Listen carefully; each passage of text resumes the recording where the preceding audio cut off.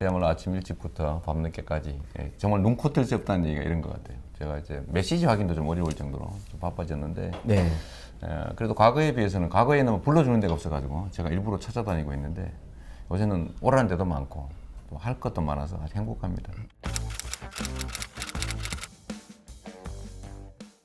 네, 뭐 이미 여러 차례 밝혔고 올해는 조기 대선이 될 가능성이 많기 때문에 저희가 출마 선언을 해야 되나 말아야 되나 지금 그 고민을 하고 있는데 촛불 소위 혁명 중이지 않습니까? 네. 아무래도 출마 선언을 해야 될 것 같아요. 그래야 저희가 이제 공약이나 비전도 좀 보여드리고 할 수 네. 있기 때문에 조만간 공식적으로 선언할 생각입니다. 네. 믿으셔도 됩니다. 그게 정치인들은 미래에 관해서 얘기할 때 다 한다고 하시죠. 그러니까 아마 이게 선거에 임박해 가면 모든 후보들의 공약이나 국민들한테 한 약속이 거의 비슷해질 겁니다. 좋은 건 다 베낄 테니까요. 근데 문제는 과연 그걸 이행할 수 있느냐라는 거죠. 실천력입니다. 그건 결국 과거에 그가 했던 공약의 이행률, 약속, 공적 약속을 얼마나 이행했느냐. 뭐 저는 자랑하자면 96% 이행했는데요. 또는 일관성이 있느냐. 믿을 건 말과 행동밖에 없는데 과거에 뭐 말을 자주 바꾼다든지 태도를 자꾸 바꾼다든지 하는 거라면 이제 믿을 수가 없겠죠. 그런 것들을 통해서 이제 미래를 예측할 수밖에 없는데 뭐 그런 점에서 보면 저는 자신 있습니다. 네. 저는 말한 건 지킵니다. 이때까지 말한 거 지키려고 노력했고 좀 심하게 기득권자들하고 싸우다가 좀 상처도 좀 많이 받긴 했는데 그게 저의 장점이라고 저는 감히 말씀드릴 수 있습니다. 네.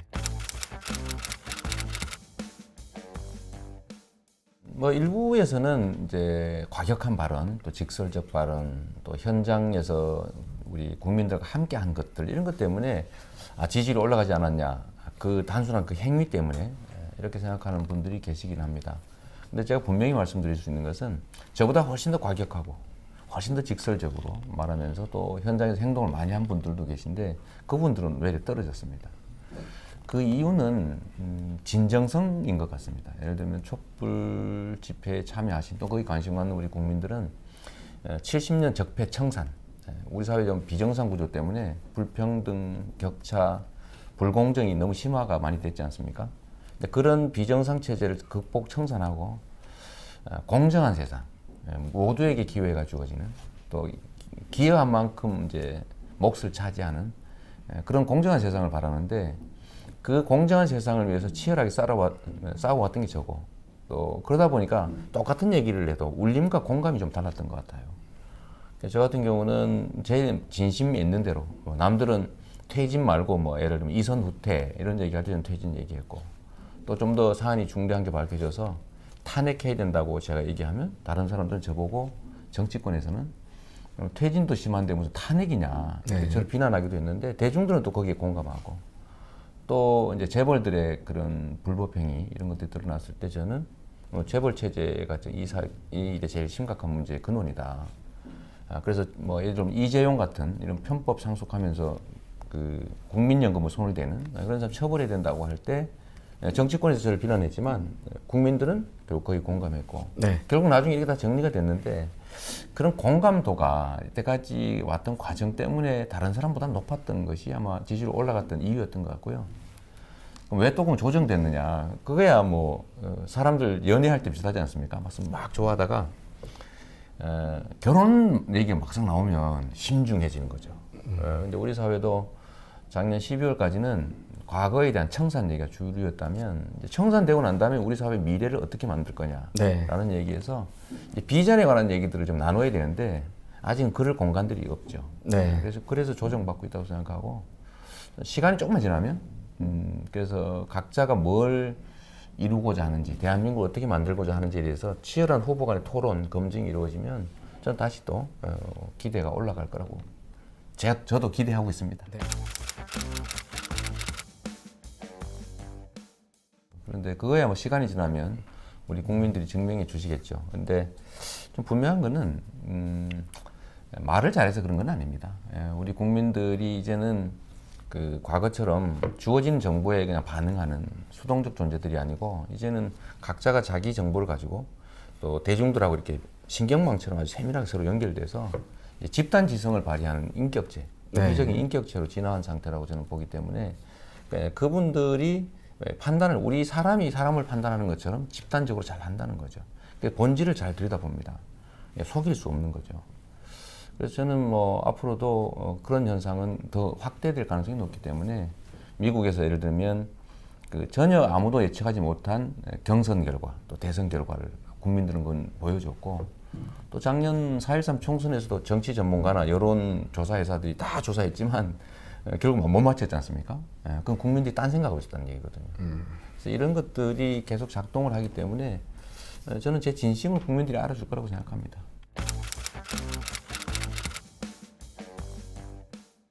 현상으로 봤을 때 이제 정치 기득권자가 아닌 소위 새로운 질서를 만들어낼 것 같은 신진들이 국민들과 함께 정치 기득권자들에게 도전한 게 미국의 이제 정당 경선 아니겠습니까? 네. 그 점에서는 트럼프도 같고 버니 샌더스도 같은데 약간의 양식이 달랐죠. 그 기본은 같은데 대중과 함께 정치 기득권을 넘어서려는 도전을 했고 그런데 트럼프는 성공했고 버니 샌더스는 실패했죠. 네.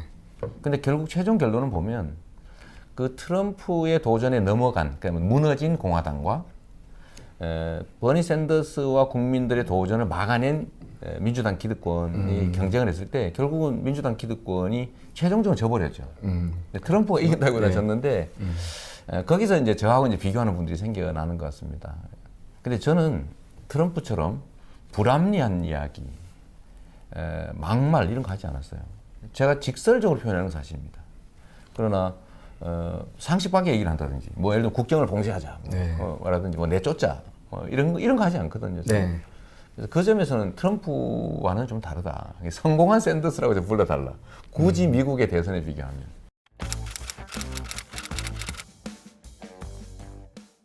네 글자로 만든다면 공정사회 건설입니다. 공정국가. 네. 우리 사회가 실제로 민주공화국이라고 하는 헌정 질서를 우리가 만들었지 않습니까? 그리고 거기에 가장 핵심은 모든 사람이 자유롭고 실질적으로 평등한 나라, 공정한 나라를 만든 것이었는데 실제로는 이제 해방 이후에 소위 친일 매국 세력 또는 뭐 쿠데타 세력 또 심하게는 광주 학살 세력 이런 사람들이 계속 이 사회를 지배해 왔습니다. 그 결과는 불공정한 시스템에 의해서 불평등이 생겨났고 또 그 결과는 엄청난 격차였죠. 네. 이걸 청산해야 된다. 적폐청산, 공정국가 건설. 이게 우리 시대 정신이라고 생각합니다.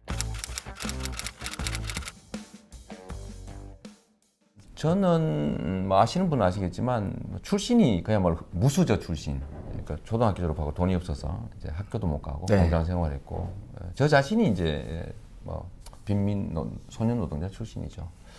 산재 장애인이기도 하고 아무런 보상도 못 받았고 처참한 삶을 살았는데 지금도 이 사회는 여전히 그런 요소들이 남아 있습니다. 제가 사법연수원을 마치고 소위 판사, 검사, 변호사 중에서 진로 선택을 할 때 저는 우리 사회의 공정한 미래를 위해서 나 같은 사람 다시는 안 생기게 우리 형제자매들 그런 일 겪지 않도록 하기 위해서 공정한 사회를 위한 삶을 살기로 했죠. 뭐 거기에 제일 결정적인 영향을 준 건 사실 광주 민주화 운동이었고 그걸 통해서 그 이후에 제가 인권 변호사로 또 시민 운동가로 또 시장으로서 일해 오면서 소위 이제 구악들 부패 기득권 세력과 싸우면서 제가 물러서지 않았고 너무 지나치게 좀 돌진하다가 제가도 상처도 많이 입었죠. 구속된 일도 있고 수배된 일도 있고 또 우리 가족들의 친인척 뭐 시정 개입 이런 거 철저히 봉쇄하다가 또 가족 분란 겪고 또 의절하고 또 뭐 전국적인 망신을 사는 일까지 벌어졌지만 저는 그거 견뎌냈죠. 사실은 그 쉽게 타협할 수 있었어요. 얘기 들어주면 되거든요. 그렇게 하면 안 된다, 공직은. 이렇게 치열하게 살아왔는데 제가 주장하는 공정사회 건설, 부패, 구태, 척결 이게 이번 촛불 민심하고 너무 딱 맞아떨어진 겁니다. 제가 일생을 살면서 하고자 했던 거. 앞으로도 하고 싶은 일하고 우리 시대 상황이 요구하는 거. 적폐청산과 공정국가 건설이라는 게 딱 맞아떨어져서 저는 선택될 가능성이 많아졌구나. 우연의 일치이긴 한데, 근데 우리 사회에 꼭 가야 될 길이기도 합니다. 그러니까 갑자기 소위 지지율이 급상승하는 일이 있었죠. 우리 국민들이 뭐 이렇게 흥분해가지고 함부로 선택하는 그런 사람들이 아니지 않습니까? 그러니까 판단을 하는 거죠. 살아온 삶. 그 사람이 말에 진심이냐, 진짜 할 거냐를 뭘로 판단하겠어요? 그리고 과거에 살아왔던 과정과 그다음에 실적, 증거 이런 걸 놓고 판단할 수밖에 없죠. 뭐 저는 개헌 얘기는 단순하게 정리할 수 있습니다.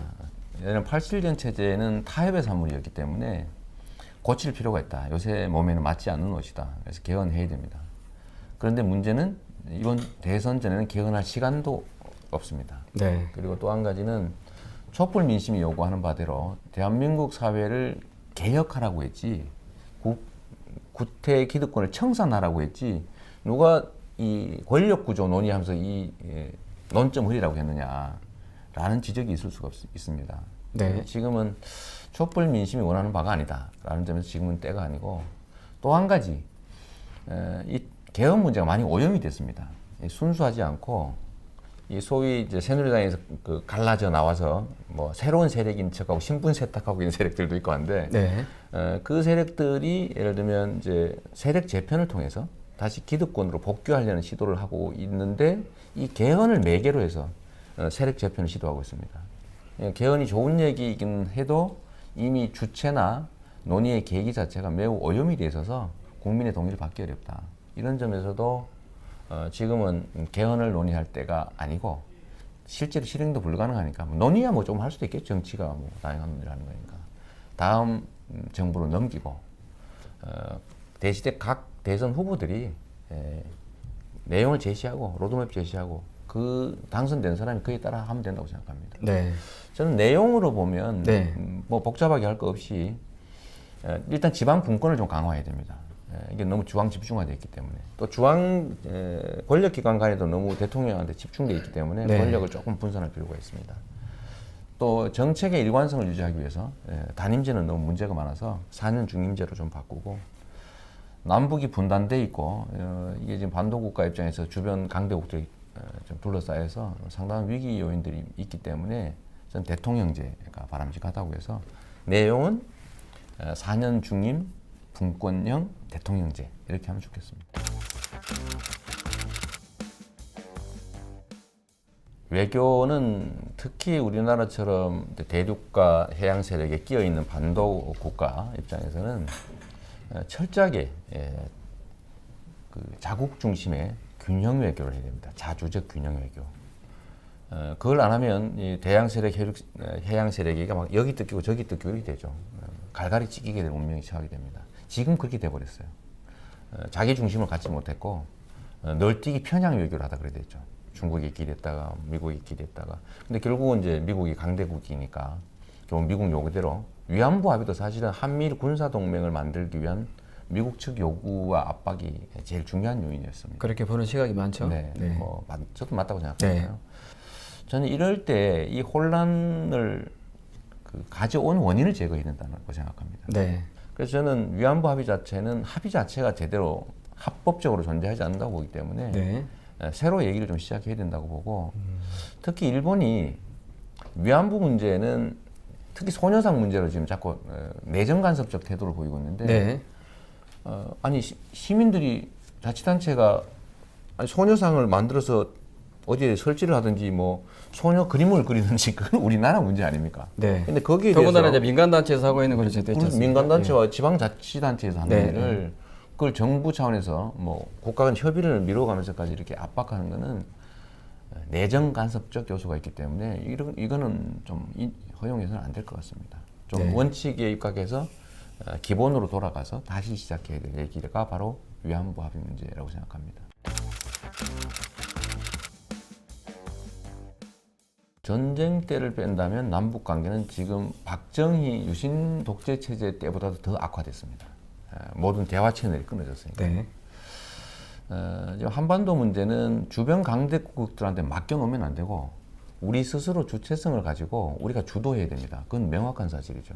왜냐하면 주변 강대국들이 대한민국을 유리하게 하겠습니까? 자국의 이익에 충실하겠습니까? 그 점은 분명하거든요. 남북 관계를 직접적으로 얘기한다면 지금까지 제재, 압박, 일변도, 강경책이 성공하지 못했기 때문에 저는 대화 협상이라고 하는 이 당근 정책도 동시에 좀 시작해야 된다. 이게 사실 이제 우리 김대중 대통령께서 말씀하신 햇볕 정책 아닙니까? 네. 그 햇볕 정책의 좋은 요소들을 우리가 개성해서 제재 압박뿐만이 아니라 대화 협상을 통해서 북한이 굳이 그래도 되지 않을 상태로 만들어낼 수만 있다면 그게 더 훨씬 싸고 우리한테 훨씬 더 큰 이익인 거죠. 네. 그래서 대북 관계는 신속하게 대화 채널을 열고 협상을 시작해서 서로에게 이익되는 방향으로 하되 그렇다고 또 너무 만연하게 하면 북한이 또 오판할 수 있으니까 강력한 군사력, 국방력을 바탕으로 압박 제재는 계속하고 또 하나 유용한 수단인 대화 협상 전략을 좀 융통성 있게 구사할 필요가 있다. 저는 그러면 답은 나올 거라고 봅니다. 북한도 예를 들면 남북 관계가 파탄 상태로 가거나 본인이 예를 들면 국제사회에 완전히 고립돼서 최악의 경우는 이제 군사적 제재를 당할 수도 있지 않습니까? 그런 건 원치 않을 거라고 저희 보기 때문에 우리가 주도가 돼서 그러지 않는 상황으로 만들어야 되고 그 유일한 길은 대화와 협상밖에 없다. 제재 압박하지 말자는 소리는 아닙니다. 같이 해야 된다. 이게 청년 일자리가 문제라고는 하는데 더 근본적으로 보면 경제와 전체 일자리 문제죠. 그 중에 가장 취약한 계층이 청년들이기 때문에 청년들이 제일 많이 피해를 보고 있는 상황입니다. 네. 그래서 청년만의 일자리 대책이라고 하는 건 사실은 잘 없죠.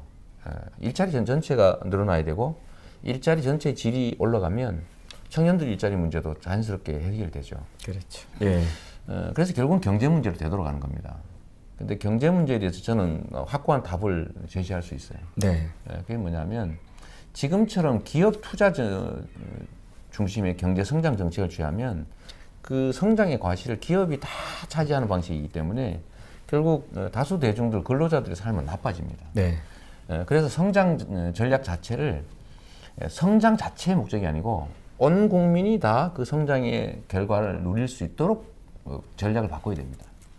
그게 바로 뭐냐면 1930년대 미국 루즈벨트 대통령이 시행했던 뉴딜 정책이죠. 네. 뉴딜 정책의 핵심은 뭐냐면 그때 당시에 기업들이 너무 자산과 기회를 많이 갖고 막 독점하고 이러니까 노동자들 일자리도 없어지고 수입도 줄어들고 그래서 대공황이 왔거든요. 네. 해결 방법은 기업들이 공정한 경쟁을 할 수 있도록 즉 우리나라처럼 재벌 기업들이 마음대로 뭐 내부 거래하고 뭐 일감 몰아주기 하고 중소기업 막 약탈하고 노동자 탄압하고 이런 식으로 횡포를 부리는 거를 규제를 하기 시작하는 거죠.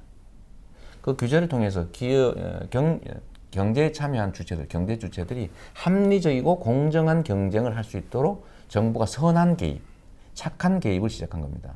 그래서 공정한 경쟁의 틀을 만들어주는 거죠. 자기가 만든 성과를 자기가 가질 수 있게. 두 번째는 뭐냐면 노동자들을 지원해가지고 노동조합도 확대하고 불법 노동을 엄격하게 제재하고 이러다 보니까 가계목, 즉 노동자들이 몫이 늘어나기 시작했어요. 네. 세 번째는 경제에 국민들이 가진 가처분 소득을 늘려야 됩니다. 돈을 쓸 수 있어야 경제가 살잖아요. 네. 지금 그런데 재벌 대기업들 30대 재벌에게 750조 원이라고 하는 1년 국민 총생산의 절반에 육박하는 금액이 산의 유보금으로 지금 쟁여져 있습니다. 네. 이게 안 쓰여지거든요. 그래서 이거를 우리가 조세 형태로 좀 일부 환수해서 국민들에게 가처분 소득으로 조금 지급해 줘야 된다. 그게 바로 복지 정책이죠. 이 세 가지를 해서 미국이 대공황을 벗어나서 50년 경기 호황을 맞게 됩니다. 그러니까 우리도 저는 대기업들이나 경제적 강자들의 일방적 횡포를 정부가 나서 적절히 규제하는 것 첫째. 네. 두 번째는 노동조합을 강화하고 불법 노동을 근절하고 장시간 노동 못하게 하고 초과 근로에 대해서 실제 1.5배 임금을 지급하게 하면 뭐 1.5배씩 주면서 사람 연장 근로 시킬 필요 없지 않습니까? 그러면 새로 뽑겠죠, 사람을. 그렇게 하면 일자리가 한 80만 개 정도 늘어납니다. 근데 그 정도를 하고 그다음에 노동조합을 강화하면 노동자들이 목소리가 커져서 노동의 몫이 커지지 않습니까? 그러면 가계 소득이 늘어나죠. 그럼 중산층이 생겨납니다. 그리고 마지막으로 하나가 제가 가장 강력하게 주장하는 거, 기본소득을 도입하는 거예요. 정부가 재정 지출을 하는데 그거를 무슨 뭐 4대 강인이 무슨 뭐 자원예금 이런 데 쓰지 말고 이걸 복지재원으로 전환해서 모든 국민들에게 현금 또는 쿠폰 형태로 지역화폐로 지급을 하는 거죠. 그래서 제가 지금 제안한 게 국가 예산 400조 중에서 한 7% 정도를 좀 용도를 전환해서 30조 원 정도를 만든 다음에 2,800만 명 정도에게 연간 100만 원씩의 기본소득을 지급하는 거예요. 그러면 이 28조 원이죠. 28조 원인데 정부 예산으로 큰 돈이 아닙니다. 이걸 2,800만 명이 받게 되는데 이거를 일종의 지역화폐로 동네에서 써야 되는 쿠폰 형태로 지급하는 거예요. 그럼 동네 자영업자들이 다 살게 되죠. 그러면 경제 전체가 선순환이 됩니다. 국민의 가처분 소득이 늘어나고 기업들은 공정한 경쟁을 하게 되고 그러면 경제가 살아나죠. 이거를 소위 IMF나 세계은행이 말하는 포용적 성장이라고 하는 건데 이걸 우리가 채택해서 경제 정책으로 취하고 밀어붙이면 약간 힘들긴 하겠지만 기득권자들의 저항이 있겠지만 비로소 경제가 살아날 수 있다. 그래야 일자리가 늘어나고 그래야 청년들의 문제도 해결되죠. 그게 일자리를 만드는 네. 문제죠. 일부에서 이탈리아 얘기하는데 이탈리아는 복지가 많아서 망한 게 아니고 그 지도층들의 부정부패 때문에 망한 겁니다. 부자들이 세금도 안 내고 부정부패하고 그래서 망한 것이고 북유럽처럼 예를 들면 수입의 50% 가까이를 세금으로 내는 나라들은 지금도 경기 영향받지 않고 탄탄하게 성장하고 국민들이 행복해하지 않습니까? 제가 이거 빚을 내서 하겠다는 게 아니고 이미 정해져 있는 국가 예산 중에서 뭐 토목 예산이라든지 이런 그 불필요한 낭비성 또는 부정부패적 요소가 있는 거 이쪽을 철저히 통제해서 거기서 생긴 예산으로 지급하는 거니까 이거 나쁘다고 하면 안 되죠. 우리 성남시가 세금 더 걷지도 않고 빚 갚아가면서 청년 배당하니까 동네 좋아지지 않습니까? 그럼 그걸 꼭 과거의 방식으로 땅 사서 건물 짓고 뭐 조경 이런 데다 쓰는 게 바람직하지는 않죠. 그건 권장해야 될 바라고 생각합니다. 하나만 더 얘기하면 정부는 재정을 통해서 경제 몫의 4분의 1의 역할을 하지 않습니까?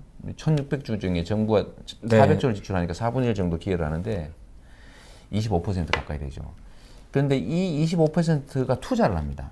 그 투자에는 토목 투자가 있죠. 4대강 같은 거. 네. 근데 그거보다는 인적 투자가 있을 수 있습니다. 사람에 투자하는 거죠. 학생들을 위해서, 양육을 위해서, 청년들을 위해서. 지금 제가 하겠다는 게 그런 거거든요. 그러면 이게 투자 효율이 소위 투자 대비 효율이 토목공사는 보통 1대 1 정도인데 네. 이건 한 4 내지 5배 효과가 있다는 거예요. 그 경제학적으로. 이런 것들이 오히려 성장 잠재력, 경제 체력을 튼튼하게 하고 네. 그 사람이 수입을 얻어서가 아니라 그 돈을 거기다 쓸 거니까 재벌한테 30조 주면 창고에 돈만 늘어나지 않습니까? 그런데 이걸 국민 전원에게 2,800만 명에게 지급을 하게 되면 그 돈은 다 쓰여지죠. 그게 경제 활성화에 도움이 된다는 겁니다. 저는 정말 광주 때문에 인생의 충격을 받고 내 삶을 바꿨습니다. 그러신가요? 제가 이번 광주의 첫 촛불 집회 때 가서 뭐 기회가 돼서 제가 그 말씀도 한번 드렸는데 저는 광주 민주화 운동을 폭동으로 알았던 그냥 일베였습니다. 그러셨어요? 그럼 왜냐하면 당시에는 제가 공장을 다닐 때인데 어려서 네. 제가 오리엔트 공장 이런 데 다니고 있을 때인데 신문 방송 뭐 동네 들은 얘기가 다 폭도라고 하는데 저도 같이 욕했었죠. 근데 대학을 이제 또 어쩌다 가보니까 전혀 아니었던 겁니다. 그러니까 이게 전 산재 환자의 장애인이고 정말 공장에서 맨날 폭력으로 좀 매일 맞고 정말 시달렸는데 저는 그게 당연한 세상인 줄 알았어요. 원래 이렇게 맞고 사는가 보다. 그런데 제가 대학을 가서 소위 사회라고 하는 걸 좀 이해하다 보니까 저 같은 삶, 내 가족들의 삶, 내 주변의 삶이라고 하는 게 개인이 못나서 또는 무능력해서 무책임해서 생긴 일이 아니더라고요. 그리고 그 중에 아주 극단적 형태가 광주에서 이 군인들이 수백 명의 사람들을 죽이고 그 권력을 찬탈해서 지금도 자기들이 기득권을 누리면서 사람들의 기회를 뺏고 있더라. 이걸 고치지 않으면 나는 탈출해서 잘 살 수 있을지 몰라도 내 가족 형제들은 못 살겠구나 이게. 그래서 제가 그때 이 사회를 좀 바꿔야 된다 이게. 그게 나의 행복한 삶이다 이렇게 결정하고 제가 판검사 다 포기하고 이제 소위 사회운동으로 완전히 투신하게 됐는데 그래서 제가 광주는 저의 사회적 어머니다. 그러니까 이 사회적 삶의 방향을 거기서 정해줬으니까요. 그건 인연이라고 할 수는 없고 그래서 제가 관심도 많고 저는 언제나 광주 얘기를 하죠. 세월호도 광주를 진상규명하지 못하고 엄정한 책임 묻지 못했기 때문에 다시 재발한 사건이다. 네. 뭐 이렇게 얘기하고 그래서 저는 이제 광주 뭐 넓게는 호남이 대한민국의 민주주의를 그야말로 지켜왔고 또 가장 엄혹할 때도 그곳에서 살아남았었고 또 앞으로도 예를 들면 대한민국 야권 민주 진영에는 어차피 해결 역할을 할 수밖에 없는 그런 지역인데 문제는 상당히 소외되고 억울한 그 배제의 네. 대상이 돼서 치른 희생이 너무 많다. 그런 안타까운 생각을 갖고 있습니다.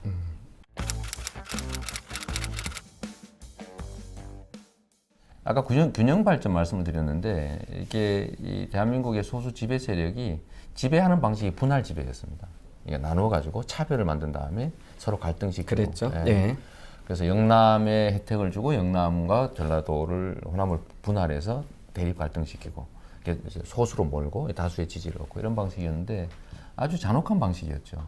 예. 그게 대한민국의 모든 문제의 원천인데 이 지역 차별을 극복하고 그야말로 균형 발전을 하게 하는 것 자체가 이 문제를 해소하는 길이기도 하고 그 억울함을 푸는 길이기도 합니다. 근데 그럼 균형 발전을 어떻게 할 건데? 라고 네. 얘기한다면 결국은 정부 입장에서는 정부의 재원과 권력과 잠재력을 부족한 영역에 많이 투자하는 거죠. 예를 들어 성남에서도 제가 똑같은 얘기를 하죠. 제 분당 주민들을 보면 본시가지에 왜 그렇게 돈을 많이 씁니까? 뭐 이런 얘기해요. 네. 아니 우리 같이 살아야 되지 않습니까? 여기는 부족하기 때문에 여기 더 투자해야 된다. 당신들이 세금 더 많이 내는 건 사실이지만 그래서 우리가 같이 사는 거 아니냐라고 제가 정면 돌파하거든요. 네. 그런 것처럼 호남이든 뭐 예를 들어 전남, 광주든 뭐 전북이든 또는 강원도 뭐 이런 데일 수도 있습니다. 네. 이런 부분에 대해서 균형 발전을 위한 권한 배분, 그래서 지방자치분권이 강화돼야 됩니다. 예산 배분, 네. 정책적 배려, 뭐 산업 입지나 교육 문제에 대해서 뭐 특별한 배려 이런 것들이 필요하죠. 네.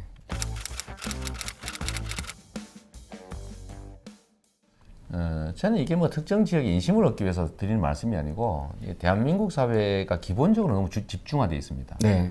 권력이든 자원이든 기회든 역량이든 한쪽으로 너무 집중되면 효율을 발휘하지 못해요. 네. 권력과 자원과 기회는 분산될수록 효율을 발휘하죠. 그리고 구성원들한테 기회를 만들어줍니다. 제가 하고 싶은 게 공정사회의 핵심은 그거죠. 우리가 가지고 있는 것들을 너무 특정 소수한테 집중시키지 말자. 주황으로 집중하는 것도 옳지 않고 지역으로 집중하는 것도 옳지 않고 그래서 이거는 분산시키고 분산을 통해서 그 자원과 기회가 효율을 발휘하게 하는 것은 우리가 가야 될 길입니다. 네. 그러니까 특정 지역을 위해서가 아니고요. 그래야 예를 들면 국토가 효율적으로 사용되죠. 네. 그다음 우리 다음 세대들도 좀 더 많은 기회를 가질 수 있지 않습니까? 네. 근데 지금은 너무 집중화돼서 제가 수도권에 있긴 하지만 소위 수도권 규제라고 하는 거 지금 풀자는 얘기 많은데 저는 거기 절대 동의하지 않아요. 아, 그렇습니까? 네. 네. 뭐 이거 이 방송 다 볼 텐데 저는 어디나 네. 똑같은 얘기를 하니까요. 왜냐하면 서울에 뭐 뭘 하려도 땅값이 말입니다. 뭐 5천만 원 막 1억씩 하는데 거기서 뭘 할 수 있겠어요? 네. 자원이 비효율적으로 사용되고 있죠. 그래서 저는 뭐 노무현 대통령이 네. 분권 전략에 관심이 많으셨잖아요. 저도 자치분권연대 뭐 전국 뭐 대표도 맡고 그래서 분권 운동도 많이 했던 사람인데 이 분권이라고 하는 것은 지방의 뭐 표를 위해서가 아니라 네. 우리나라가 사는 길입니다.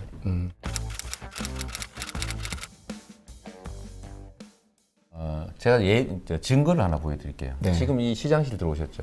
여기 아무나 들라 그럴 수 있게 해놨거든요.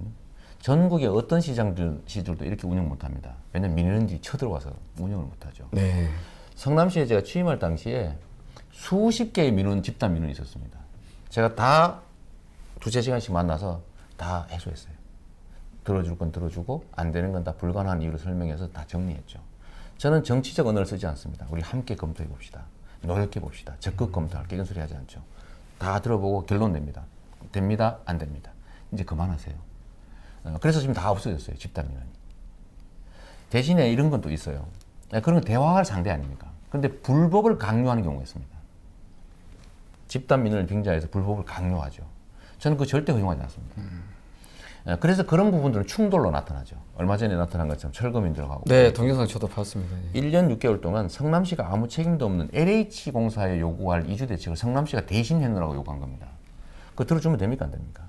보통 1년 6개월 정도 괴롭히고 시장을 갖다 정치적으로 타격을 주면 타협적인 방안을 제시합니다. 다른 방식으로 우회 지원을 하죠. 뭐 그럴 방법이 있으니까요. 근데 그렇게 하면 안 되죠. 그래서 저는 그런 점들을 철저하게 되는 건 되고 안 되는 건 안 되는 거 정리합니다.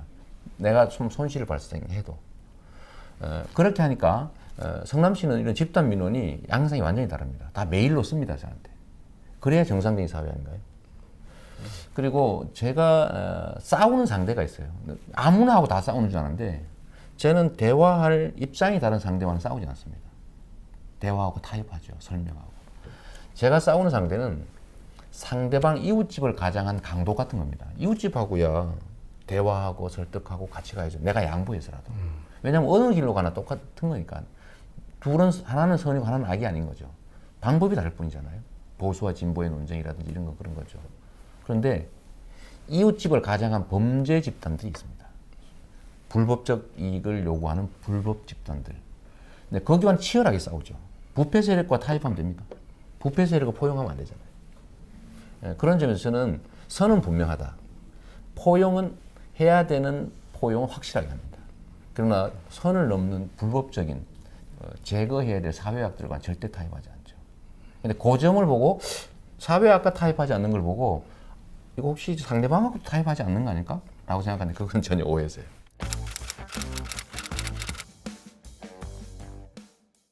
뭐 여러 사람 있잖아요. 저는 정치적으로는 김구 선생을 존중합니다. 존경하고요. 최근에는 워낙 경제 상황이 어렵다 보니까 제가 여러 사람을 연구해 봤는데 뉴딜 정책을 했던 루즈벨트가 네. 우리가 보통 그냥 갖는 이미지와는 다르게 엄청나게 강단이 있는 인물이더라고요. 네. 완전히 공산주의자로 몰리면서 밀어붙인 거예요. 아, 그렇군요. 그걸 또 보니까 그때 당시에 처음 나온 라디오를 열심히 쓴 사람이에요. 이 정치 활동을 다 다른 사람들 현장 중심으로 모아서 했는데 이분이 라디오를 이용한 분이에요. 시장님 SNS 하시고요. 제가 SNS 하는 거 비슷하죠. 네. 그래서 그러니까 그분도 얼리 어답터 했던 거예요. 네. 그래서 취임 연설을 뭐 6천만 명의 미국민이 다 들었다는 거예요. 라디오로. 네. 라디오를 맨날 썼으니까. 네, 그런 점도 그렇고 저는 강단, 추진력, 그다음에 후퇴하지 않는 불태전의 의지 정말 이런 거 배우고 싶어요. 네. 정말 대단한 분이더라고요. 미국 사회에서 처음으로 복지제도를 도입하고 네. 처음으로 노동자를 인정하고 그거 쉽지 않습니다. 세금을 대기업 세금을 올리고요. 미국의 세금이 제일 높았을 때가 언제인지 얼마인지 압니까? 91%였어요. 누진세율이. 아, 91%였던 때가 예. 있어요. 근데 지금 이게 35% 떨어졌죠.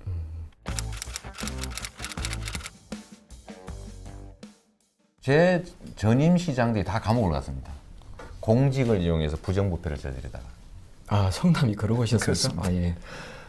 그리고 우리나라 대통령들이 다 측근 친인척 비리 아니 본인 스스로의 비리 때문에 거의 마지막이 예쁘지 않았죠. 네. 거의 다. 저는 그러지 않는 그야말로 청렴 강직한 그런 대통령. 그야말로 임기 끝나고 났더니 재산이 좀 줄었더라. 저는 지금 재산 줄고 있거든요. 시작하면서 재산이 줄고 있어요. 네.